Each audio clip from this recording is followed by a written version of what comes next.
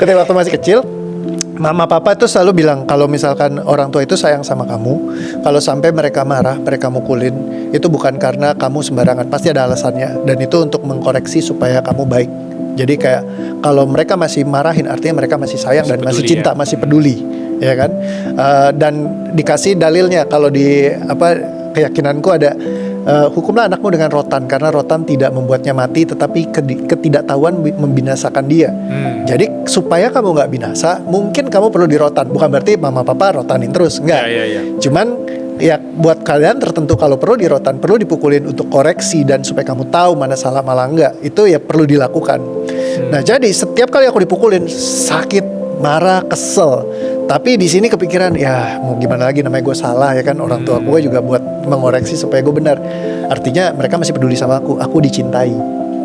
Nah jadi dicintai ya. Tapi kalau sekarang narasinya lain.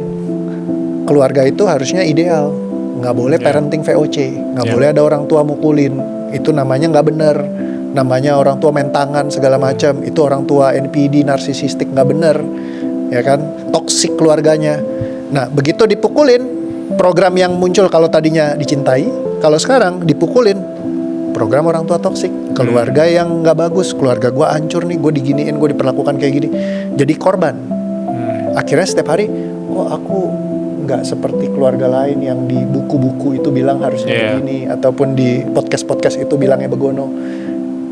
Aku nih hancur banget sih. Hidupku tidak berharga, aku tidak dicintai sama mereka. Beda banget sama ini sini. Makin digebukin, wah, makin peduli nih keluarga gue gitu. Nah, jadi dari set yang memang kita secara di sekarang sosialisasinya lebih banyak ke arah parenting tuh harusnya bagus, baik, apa segala macam yang bening-bening gitu, malah justru orang banyak men-set ekspektasi. Dan saat ekspektasi tidak sesuai sama kenyataan, di situ emosi muncul. Jadi akhirnya banyak orang yang terjebak dengan beban emosi, ketidakpuasan, karena all expectation yang hidup tuh harus balance, semuanya harus bagus, kehidupan harus adil, tapi ya akhirnya jadi malah kita terbebani sendiri sama semua rules itu.